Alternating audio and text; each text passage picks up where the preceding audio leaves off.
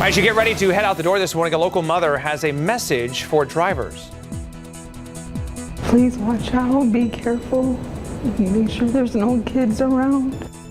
We are hearing from the family of the 16-year-old who died 1 month after he was hit while walking to lunch. And we're just hours away from testimony resuming in the murder trial involving 3 ex-SAPD officers who killed a woman in 2023. Was she physically aggressive to you at any point? No, sir. Looking at some body cam footage that shows us a new perspective of the moments that led to Melissa Pettis's death. And a former UIW professor sentenced to 30 years for child sex abuse material. What police found in his home? That and more is coming up. Live from KSAT 12, Good Morning San Antonio starts right now. Okay, we're off and running here. Justin Horn enjoying a well-deserved vacation. Oh, yeah, definitely. And Sarah, I know we've been talking about how we want the cooler temperatures. We've kind of dropped a degree since the start of the show. If you're searching for cooler temperatures, you have to search in the mornings because it's going to be warm in the afternoon. But hey, I thought maybe we could do like a little teachable moment early this morning. I know you're just getting up, but grab that cup of coffee. So it's 67 in San Antonio, but look out to the west. You can see that it's warmer in areas like Del Rio, Eagle Pass, Cotulla, and Laredo. These areas overnight have actually had a little bit of cloud cover that has developed. So there's clouds right here out west near Uvalde, Cotulla, Laredo, Eagle Pass. The cloud cover acts like a blanket and keeps these areas warm in the early morning hours while we're dealing with totally clear skies around San Antonio. All that heat from the day can escape, and that's why it's much cooler in New Braunfels, only 63 in New Braunfels. So there's your little teachable moment this morning. As we take a look at the forecast for the day in San Antonio, though, we're not seeing any clouds in the Alamo City. We'll be completely sunny with low humidity, a high temperature of 90 degrees, very similar to the last few days. In fact, this week we're going to have cool mornings and hot afternoons, but it's not all bad news because with the low humidity it'll still be pleasant outside. Dry heat. Unfortunately though, we're in a fall fail. No cold air soon, and that cool front we were tracking earlier, it's looking pretty weak. I'll have those details coming up in a bit. First though, let's go ahead and check in with RJ. RJ, how are the roads looking? I know there's an incident out there. All right, yes, Sarah and Alex Gomez will check in with us on that. And by the way, I love the teachable moments. A little pop quiz right here. I was thinking to myself, thank you very much, Sarah. 21 minutes right now. You're coming in from 90 in Castroville, 25 minutes coming in from the far northwest side in Bernie. Good morning to all of our folks there. 26 if you're coming in from New Braunfels right now. So not too bad across many of our surrounding parts if you're making your way into San Antonio this morning. Let's show you a little bit of activity that we're monitoring at this moment because 1604 right here, 151, had some overnight construction basically stretching from Wiseman all the way to parts of Military. It looks like that is in the process of clearing out, but we are seeing a lot more folks on the road, especially on the far west side of town. So let's get you to the downtown area. Reports of an incident, and now we have some SAPD units, possibly a HERO unit out here at the scene. So this was a crash that was reported on 37 North, right there at 35. That's a very important interchange that's near the Pearl. So we'll continue to monitor that situation. Right now, traffic is still kind of flowing through that area. Let's check in with Alex right now because as we've been talking about, there was an incident out on the east side of town. Let's get more updates with him along 410. Alex? Yeah, good morning, RJ. 410 northbound right at Space Center Drive. This is what the scene looks like. It looks like there's 3 vehicles involved in this, and a tow truck just arrived. So we are in the clearing stages. It doesn't look like anybody was seriously hurt, but the left lane is blocked, 410 northbound. And right now the traffic is going to be from Space Center Drive all the way down to W.W. White Road as of right now, RJ. Okay, thank you, Alex. I was looking at about 10-15 minute delays for our drivers out there. We'll check back in with Alex in just a little bit, guys. All right, 6:03 right now. A local family is grieving the loss of their 16-year-old son this morning. Jose Flores III was a student at John Jay High School and was hit by a truck outside the campus about a month ago. This past weekend, he died in a hospital. His parents are remembering him for his heart and humor. Now, San Antonio police say the driver in this case is not facing any charges, but Jose's parents still want people to be cautious. Please watch out, be careful, make sure there's no kids around.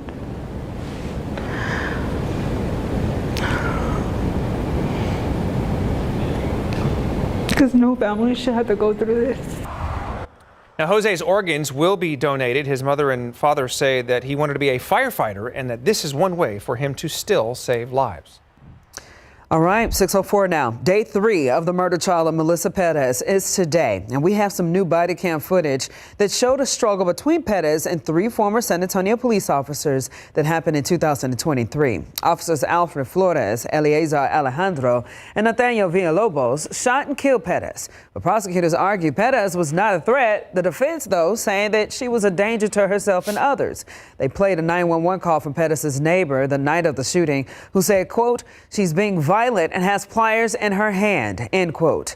The first responding officer, Jesus Rojas, took to the stand answering questions about his encounter with Perez.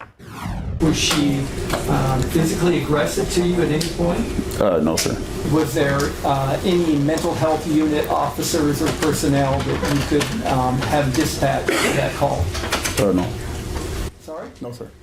Now, all 3 former officers on trial faces up to life in prison if they're convicted. Testimony resumes this afternoon, and that's taking place at 12:30. And of course, you can watch it live at KSAT Plus and KSAT.com. He used to teach at the University of the Incarnate Word, and now he is actually been sentenced to 30 years in prison for child pornography possession. Now, he is Troy Mishler. Live Oak police say that he admitted to watching child pornography at an event in Nebraska back in January of last year. Investigators say they found more than 500 depictions of child sex abuse material in his home. A UIW spokesperson confirmed to KSAT that Mishler taught animation and game design at the university for 4 years until he was fired in January of 2024. On top of his prison sentence, he has to pay a $5,000 fine and register as a sex offender. That takes us to another story. You can check out the sex offender registry before you make a trick-or-treating plan. There are more names on that list this year because of Audrii's law. The law expands the charges that will require sex offenders to register to include child grooming.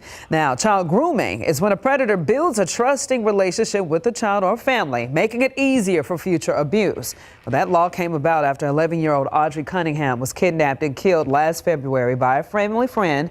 Don Stephen McDougal pleaded guilty and pleaded down the charges of indecency with a child. He didn't have to register as a sex offender. Now Audrii's law closes that loophole. Grooming goes hand in hand with child sexual abuse because most of the time when a child has been sexually abused, grooming has occurred before that physical act has then taken place. Audrii's family isn't stopping here. They want every state to pass this law. And in the meantime, any family who wants to understand the signs of grooming, you can go to Child Safe website and do live webinars or get that fact and information sheets. You go to our website at KSAT.com, search Audrii's law, and there you will find a link to all of those resources. All right, 3 people were detained after shots rang out when a scooter and a car collided. This happened yesterday near Perrin Vital and Perrin Central. San Antonio police say the scooter's rider accused the car driver of nearly hitting them. The rider then called a family member who arrived and fired shots at the car's tire. Nobody was hurt, but police are searching for video footage to piece together this incident. Top Texas Republicans have launched joint House and Senate committees to investigate the deadly July floods that killed more than 130 people, including 25 young girls and 2 teenage counselors from Camp Mystic. Lieutenant Governor Dan Patrick and House Speaker Dustin Burrows said the panels will, quote, get to the bottom of what happened, examining the facts, now the state's disasters preparedness and response, and specifically how youth summer camps handled this event. In a release, Patrick said he was shocked to hear Camp Mystic already has a plan to reopen next year, a move that has drawn criticism from some grieving parents. Camp Mystic says it looks forward to cooperating with the investigation to help the public understand what happened. The committees will meet jointly as they work through their findings and recommendations. Among the members is Senator Jose Menendez from right here in San Antonio. All right, some more headlines for you this morning. JP Morgan Chase is making a big move to boost U.S. national security. They're investing $10 billion in defense and AI companies to protect the economy, especially with trade tensions rising with China. Over the next 10 years, they plan to help direct $1.5 trillion into business, crucial for economic security. This comes right after China restricted exports of rare earth minerals, which are key for tech and defense. Doctors are getting a new tool to help figure out if someone has Alzheimer's. The FDA just approved a blood test developed by Roche Diagnostics and Eli Lilly. It's aimed at adults 55 and older who show signs of memory loss or thinking problems. The test looks for a protein linked to Alzheimer's. This is the second blood test the FDA has approved for this purpose, with another one approved last May. Intense rains and flooding in Mexico have caused dozens of deaths and left many people missing, with tens of thousands of homes damaged across the country. The heavy rains came from Tropical Storm Raymond, which formed off the coast of Guerrero and merged with the remnants of Hurricane Priscilla. Deaths have been reported in several states, including Veracruz, Hidalgo, Puebla, and Querétaro. Authorities are ramping up search and relief efforts to help those affected in the worst hit areas. And while those areas are dealing with flooding, we are potentially going to have our driest October ever if things continue the way they are. I'll have those details and a look at our fall fail coming up in a bit. Here during San Antonio Startup Week, there are $25,000 on the line for some college student entrepreneurial ideas coming up on GMSA, the everyday problems they want to make easier for the average person. And we got a new resource center opening for families on the east side. We'll tell you more about what's available and how it's helping hundreds of kids locally.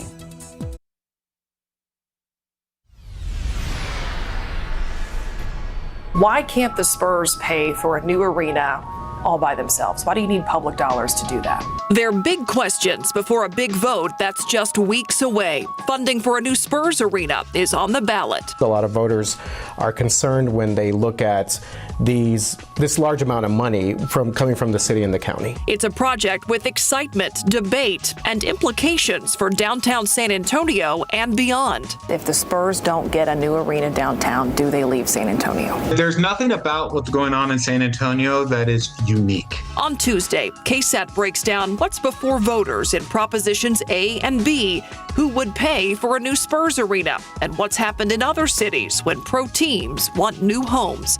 It's Tuesday at 6:30 p.m. 6:14 now. Startup Week in San Antonio. We've been talking about it for a while now. It's in full swing right now, giving businesses and community a chance to grow and thrive in town. So it comes with plenty of chances for entrepreneurs of all ages to earn thousands of dollars in cash for their ideas. Now, Devin Karp is live this morning to tell us about a competition happening today with $25,000 on the line. Devin, good morning.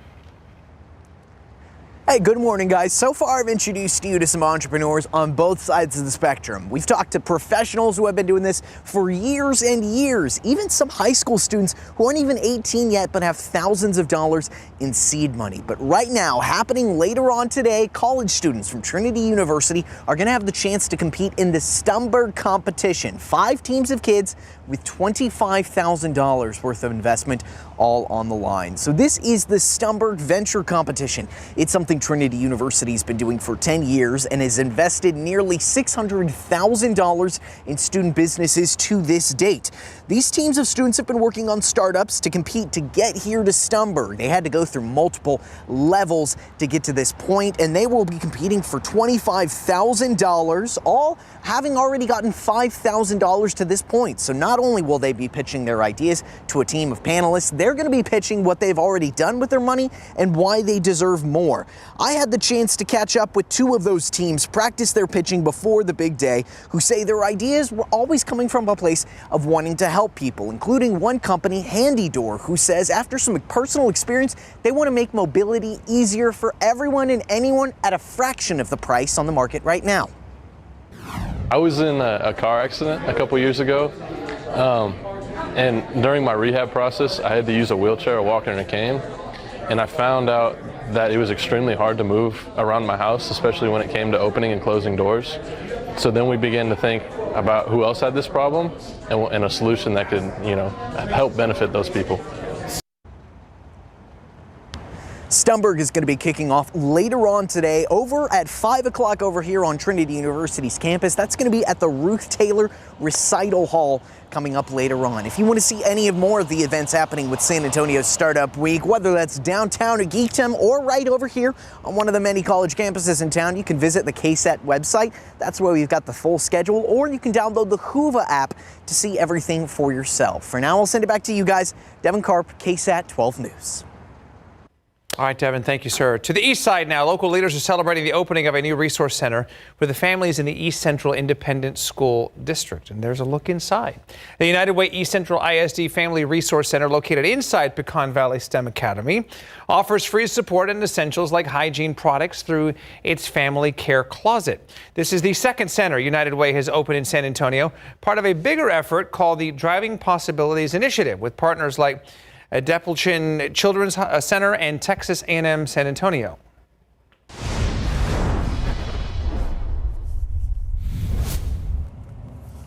And right now, the east side should be improving with traffic. So the crash scene that was here earlier has cleared. SAPD has left with all the vehicles off of the highway. But now a work convoy kind of just showed up, and it looks like they might be beginning some construction work over here, 410 northbound, right at Space Center Drive. So the left lane's still going to be blocked. There's still going to be some slowing on 410 North. But RJ, how's the rest of the city looking like? All right, thank you very much for that, Alex. Yes, this is the area that Alex is at. You see the traffic backing up there to parts of Old Seguin Road. Let's take you to the far west side right now, because we do have some delays for all of our drivers coming in on eastbound 90. Take a look at that camera. It is Halloween season. That looks a little spooky there. But fortunately, our drivers are still kind of making their way slowly through that area. They're looking at about a 15-minute delay. Back in the downtown area where we've seen some congestion over the past 30 minutes or so, this is going to be 37 going into 281, and they have cleared out that crash for all of our drivers that are headed out by the Pearl area. So some good news for all of our folks there. Coming up at 6:30, we're going to check in on some inbound drive times and give you a little bit more updates on the east side of town. Sarah, though, for people that are stepping outside this morning, how are things going to be looking out there for those folks? It's cool right now in the 60s, but here's the thing. If we don't get rain soon, we could easily have our driest October on record. Here's a look at the driest Octobers on record. Just last year, second driest ever, with only 1/100th of an inch of rain following 1952's October, when we only received trace amount of rain, which is less than 1/100th. So far, this October, we've had zero rain at the airport. Absolutely nothing recorded. The airport is the official rain gauge there. And looking ahead, there's a small chance for rain on Sunday of this upcoming weekend. Even then, though, if we do happen to get rain, it's a low chance, 20%. That rain would have to fall at the airport to be counted for October. So again, it's within the realm of possibility we could have our driest October on record. Nobody wants to hear that. We've got heat high in place. High pressure system kind of blocks out all of the rain. It causes air to sink rather than to rise, and you need rising air in order to have some showers and storms. There's plenty of rising air, though, around this low pressure system in California. They're getting a lot of rain and even some snow in the mountains. It's this system that's going to pull a weak Pacific front across the nation. Earlier, it was looking like maybe this front could have been coming in from Canada, but that is not going to be the case. So instead, what we're going to see is a weak Pacific front bringing in cooler Pacific air, and we'll only have a small chance for a few showers with this front on Saturday. Dry air moving in. Otherwise, it is going to be hot. You can see that temperatures are not really going to take a dip from that front. Otherwise, it is going to be hot, near 90 degrees every single day, which is well above average. So outside right now, temperatures are in the 60s and even in the 50s in Bernie. That's about as cool as we'll get today. Otherwise, highs are going to be climbing to near 90 degrees in San Antonio, with temperatures in the mornings right near 65. And again, only a very small chance for an isolated shower or storm on Sunday. All right. Thank you, Sarah. 6:21 right now. We got 67 degrees outside. And we got more GMSA coming up after a break. Don't go away. In this morning's GMA First Look, Baldwin Brothers crash. It was the biggest garbage truck I've ever seen. Actor Alec Baldwin was driving a white Range Rover in East Hampton Monday morning with his brother Stephen sitting shotgun. A nor'easter was bearing down on the east end of Long Island at the time. But Baldwin says he crashed into the tree not because of the weather, but because he swerved to avoid a garbage truck. I was in this car accident. A guy cut me off in a truck, big garbage truck. To avoid hitting him, I hit a tree. I hit a big fat tree and crushed my car, my wife's car. Alec later taking to Instagram to discuss the accident. Thank you to the East Hampton Police Department, the town police department, for coming to my aid. And coming up at 7 a.m., we'll have the latest on the crash and how the famous family is doing. With your GMA First Look, I'm Faith Abube, ABC News, New York. We are still in ragweed season. In fact, ragweed doesn't really go away until our first freeze. In the latest pollen count yesterday, molds were low and ragweed is low at 80. We'll usually get our next pollen count in by about 7:38, so stay tuned for that. All right, let's give you a look at our big map before we get to your 6:30 half hour, and a couple incidents clearing downtown, clearing that incident on the east side 410. But a trouble spot that has just popped up is going to be on the southwest side of town over 410 north at Old Pearsall Road. Check this out. This is going to be affecting all of our drivers headed up to Lackland, Medina Base Road. So be careful. We're going to check in on the drive times here and some of the delays for all of our folks on the southwest side. Guys, back to you. 6:26 right now. We're looking at 67 degrees outside. President Trump returns from Egypt with a symbolic Middle East peace deal, but questions remain about how lasting it will be. Coming up. It was a ring camera like this one right here that captured the moment flames shot from a home in Schertz where a woman had to be rescued by her neighbors. This morning, fire officials still working to confirm what happened. We're less than a week away from the start of early voting, and the topic on everyone's mind going to be that brand new Spurs proposed arena. I'm going to show you how another Texas city has used a similar funding method to help build their arena in the heart of their downtown. Our refrigerators are looking a lot like this one, empty. That's because the rising cost of food, and now the government is shut down. We're going to tell you how that is impacting pantries like this one in the South Side. Live from KSAT 12, Good Morning San Antonio starts right now. And welcome back. Coming up on the 6:30 hour on your Tuesday. Well, we have so much to get to today. I think sometimes we impress ourselves, but there is a cast of characters in the back that are so creative and are up even before we get here that make it all happen. So First and foremost, let's get on over to meteorologist Sarah Spivey. Again, coming in with the fall fail, but it's okay. Yeah, fall fail, meaning, temperatures are going to be much warmer than average, but we have to wait a little longer for that crisp, cool feeling. It doesn't feel too bad out there, though, this morning. Take a look at your screen. Temperatures are only in the 60s, 67 degrees in San Antonio. Meanwhile, it's near 70 in Uvalde, and we're also seeing 68 in Kerrville. Fascinatingly, there are some areas with clouds this morning. Anywhere you see temperatures that are much warmer than San Antonio, let's go ahead and draw where the clouds are. Generally right around here, that's where the clouds are. Those clouds are acting like a blanket, keeping in the warmth. Meanwhile, just a few miles to the east here, about 20 miles or so to the east, we're dealing with clear skies. All of that heat from yesterday able to escape back out into space, and that's why we're cooler. Right around midday, it'll be 80 degrees. Low humidity, though, and 90 in the afternoon. Coming up in the forecast, we're going to talk about cool mornings, hot afternoons, low humidity, and still pleasant with that dry heat. And, of course, that fall fail. No cold air anytime soon. I'll have those details in a bit. RJ. All right, Sarah, you know what? You never fail us. Let's take a look here at our traffic authority and then start with our inbound drive times. 28 minutes if you're coming in from the Castroville area. That's going to be our biggest delay. But let's get you out to an incident on the southwest side of town for all of our folks over by Old Pearsall Road. There are reports of a crash. You see it's backing up traffic all the way to Old Pearsall past Ray Ellison Boulevard as well. Unfortunately, not too many options to kind of navigate through here. Quintana Road, that's a potential option. Fisher Road off of 35 could maybe take you around some of that area as well. 410 at 35, still dealing with some clearing of this incident right here. A little bit of delays for all of our folks making their way on the east side of town. So we will check in with Alex Gomez in just a little bit. He's actually headed out from this spot to Old Pearsall Road to give us an update on some delays out there. I'm looking at about 10, 15-minute delays for our folks on the southwest side this morning. Guys, back to you. All right, RJ, thank you very much, sir. Happening today, the Kerrville Commissioner's Court is planning to meet at 9 this morning to talk about long-term recovery after the Hill Country floods. That includes updates on the Kerr Together Long-Term Recovery Group and the status of the Guadalupe River flood warning system. The Kerrville City Council will also meet at 4 p.m. later today for a workshop on more July 4th updates, and we'll be sure to have all of that for you on KSAT.com. Now, you can still help out the Hill Country. October 18th, the Hope for Hunt benefit concert at Pure Country Barbecue and Grill in Boerne is taking place. It runs from 3 to 10 p.m. The tickets are $80 a piece, and kids 12 and under will get in for free. The headliners include Thompson Square, the J.R. Herrera Band, and more. For details and tickets, just go to KSAT.com and search Hope for Hunt.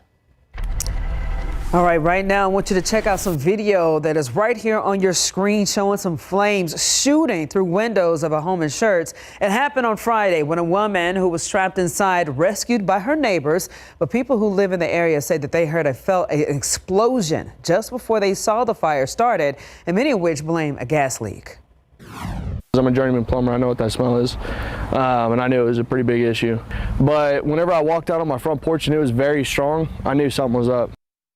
Now, that was Austin Stack right there. He's a neighbor who told us that he actually called CenterPoint Energy, and he said that he told them there was not a leak at his home, and then they left after that. Well, we reached out to CenterPoint, who sent us this statement saying, in part, the cause of the incident remains under investigation. We will continue to support the investigating agencies. The woman who was rescued sent to the hospital, but again, we're still waiting to hear how she's doing this morning. 6:34 now. President Trump returned to Washington this morning after joining world leaders in Egypt to sign a symbolic agreement aimed at bringing peace to the Middle East. He called the ceasefire a major step forward, but cautioned that the real challenge now is figuring out who will govern Gaza and how lasting the peace will be. I'm not talking about single state or double state or two state. We're talking about the rebuilding of Gaza. Now, experts warn that Hamas may not fully give up its weapons, even though it's allowed to keep some arms to act as a police force for a limited time with Israel and Hamas. Not signing the deal, many see this as more symbolic than definitive. Okay, 6:35, excuse me. We're less than a week away from the start of early voting, and the decision that's received a lot of attention is, of course, the Spurs Arena funding. That would be Prop B. I spoke with the state senator who wrote the bill that started us down this road from the very early parts of this. Here's part of my interview with State Senator Jose Menendez and a look at how another Texas city used a similar bill to help pay for their brand new arena. This is not about the Spurs. This is about us bringing new conventions, new events, new meetings to San Antonio. Before there were any plans for a new Spurs arena, there was a piece of legislation filed by State Senator Jose Menendez. Fort Worth, Dallas, they're building something new. Houston is also doing something. In 2023, Menendez wrote a bill to give San Antonio the ability to use state tourism and hotel dollars to reinvest into the city. If we don't get in on this, we're going to be at a disadvantage. The city of Fort Worth used millions from a similar bill to help build Dickey's Arena. The city-owned arena has attracted high-profile concerts, basketball games, the U.S. Gymnastics Championships, and expanded their rodeo. How would you evaluate how that has worked out for that city? If the people in Fort Worth thought it was a bad deal, they would have come back in 2025 and said, hey, can we renegotiate? Mm-hmm. They have not. You know what they've done? They've tried to expand. And again, that was just part of our interview. I also broke down how other NBA cities have used public funds to build their arenas in recent years and how this all compares to what the Spurs are trying to accomplish. All of that will be part of our Spurs Arena special later on this evening at 6:30, where we answer everything that you need to know about Props A and B and how this will affect you. All right, 6:37 now. The Pentagon is shifting billions of dollars from research funds to make sure that troops get paid during the government shutdown. A spokesperson said that the president asked the defense secretary to use available money to pay service members starting October 15th, which is tomorrow.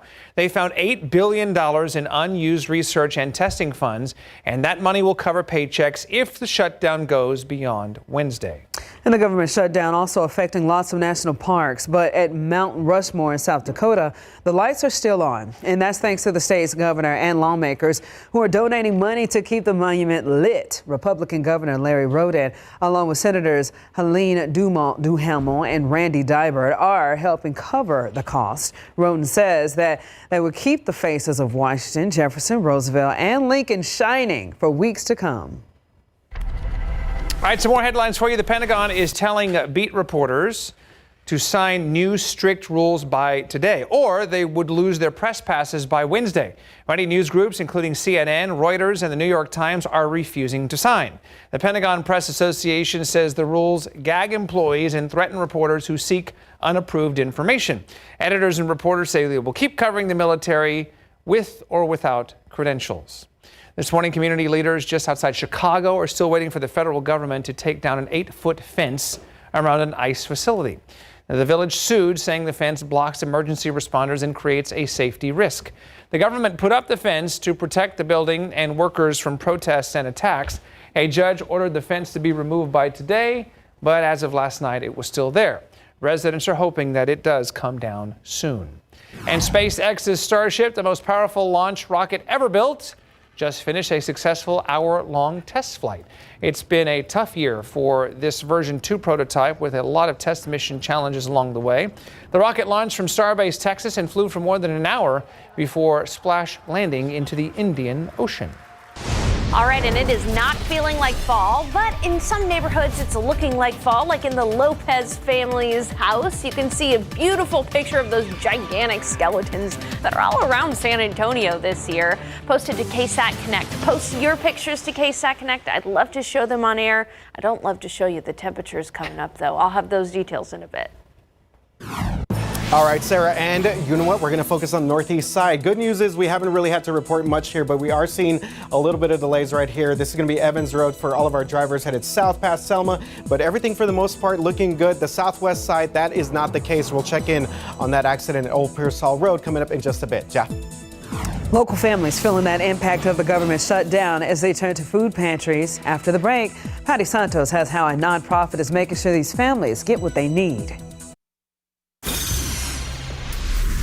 Time right now, 6:43, 13 days into the government shutdown, and our most neediest families are already falling victim to the financial cuts. Now, this is the care zone at Dwight Middle School in the South Side. The nonprofit Eagles Flight Advocacy Outreach runs it.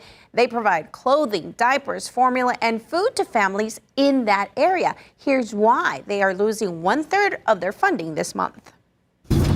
Inside Dwight Middle School's care zone are the women that stock 3 rooms that provide formula, meals, and clothes to families in the South Side. Just from this location, we serve about 150,000 people a year. But the economy has shifted and the donations are harder to get. We've seen a change in the past year, even with our larger donors who have not been able to give, or their budgets, or it's not included in their budget. And now they are seeing the impacts of the government shutdown. We were just notified this week that our funding that comes in through the state is going to be postponed because of the shutdown. We've been hearing about the government shutdown. Did you think it was going to hit you this fast, or even hit you at all? You know, I was just hoping that we would have a day or two of it. Okay, we're back. But we were hit really, really quick. Quite often. Okay, so Alan says she's begging city leaders and county commissioners to help fill in those gaps. A for-profit that she runs on the side is bringing in extra money to help keep food on the pantry, but she says it can only do so much. If you want to help donate food or money, you can head to KSAT.com and search this story under Southside. Ernie? Patty, thank you. Your morning consumer headlines now. Amazon is actually hiring 250,000 workers for the holidays with full-time, part-time, and seasonal jobs across the U.S. Pay ranges from $19 to $23 an hour with benefits. Amazon is investing over $1 billion to boost pay, making average compensation over $30 an hour. You can find out more at jobs@amazon.com/local jobs. And if you've been putting off some home improvement, now's the time. The energy tax credits for upgrades like HVAC systems and insulation expires December the 31st. You could claim up to $3,200, but you need to make sure that you've paid for and installed the work this year. Keep your receipts, and remember, the credit can lower your tax bill, but not give you more than you owe. OpenAI and Broadcom are teaming up in a multi-billion-dollar deal to create custom AI microchips and systems. They plan to roll out 10 gigawatts of AI chips over the next 4 years, and that's enough power for a big city. OpenAI will design the systems, while Broadcom will handle development and deployment. This is OpenAI's first time making its own chips after working with Broadcom for over a year. All right, guys, 6:46 right now. Let's give you an update on the roads with our big map. And again, school is back in session, so seeing a lot more activity on our roads right now. Northwest side, you still are, guys, are pretty good for all of our folks making their way north on 1604 past Braun, New Gilbo, and obviously Bandera Road. But let's focus on the southwest side right now because we do have a major crash that is causing some pretty good backups here for all of our drivers. Looking at about a 20-minute delay. Traffic is now backed up all the way to I-35 and the 410 interchange. That's going to be Old Pearsall Road. So we got a lot of folks that use this one stretch of 410 to get up to Lackland, obviously to get up to Ray Ellison and Highway 90 as well. We'll continue to monitor that situation. Downtown has gotten very busy. Not only do we have a stalled vehicle on I-10 at Frio Street, but it looks as if we may have some construction that is coming back to the downtown area. Let's go to Alex and see exactly what we're looking at in that one area. Alex, what can you tell us? Yeah, good morning, RJ, and I can confirm construction has returned downtown. 35 South at Martin Street is the same construction that we saw earlier this month, and it's confusing because they took most of the days off last week, but again, it has returned. It took me 10 minutes to get through that area at 35 South at Martin. That's next to the Fine Silver Curve interchange. Also, 35 North has construction as well. Right there, the same place at Martin, those lanes are going to be blocked on the right side, on the northbound side, 35 North. Okay, so not great news for our drivers downtown. Stay safe if you guys are headed out. There's also an accident at 10 at the Y and at Frio Street. So very busy this morning, Sarah, for everyone stepping outside today. Oh, yeah. And interestingly, fall is off to a very slow start for us. The coolest we've been this year so far, this fall so far, were mornings at 63 degrees. That was back in September 27th and just a couple of days ago on October 12th. That's it. In fact, by now we've usually seen a morning low at or below 60 degrees. On average, that happens by September 26th. And the latest that's ever happened, the latest we've seen temperatures dip below 60 degrees in the fall was on October 19th back in 2007. Well, October 19th is just around the corner. It's on Sunday, and I do not have any morning lows below 60 degrees. So the slowest start to fall as far as cool mornings go in the last 30 years for us. Now, as we take a look at the setup, we've got high pressure system right overhead. This is the reason why our weather pattern has been stagnant and we've been hot. There is a low pressure system that's allowing for a few storms across parts of California. That low is going to be just strong enough to push that high off to the east and bring us a Pacific cool front. Now, a Pacific cool front is the weaker of the two fronts that we get. We either get an Arctic cold front or a Pacific cold front. And earlier it was looking like maybe we could see an Arctic front. That's not going to be the case. We're going to see a Pacific front move through Saturday night into Sunday. That's only going to allow for a small chance for rain, and the biggest impact will be felt with drier air coming in from the west. Otherwise, we're going to stay warm. We're going to stay hot. Our mornings right near 65, our afternoons right near 90. The coolest part of the day will be at sunrise, 7:35 roundabout this week, with warm afternoons near 90, but the key is low humidity, so it'll feel okay. And again, unfortunately, no significant Arctic or Canadian front for us. Right now it's 67 in San Antonio. There is some cooler air to our north, but it's just not going to make it here. It's that time of year where we see cooler temperatures across the nation, but staying warm in San Antonio. By 10, we'll be at 76. By noon, 82. And in the afternoon, 90 degrees for the high. Very similar forecast to the last couple of days, and very similar day after day over the next several days. 65 in the morning, near 90 degrees in the afternoon, only a small 20% chance for a shower with that Pacific front on Sunday. We'll be back with more news after the break.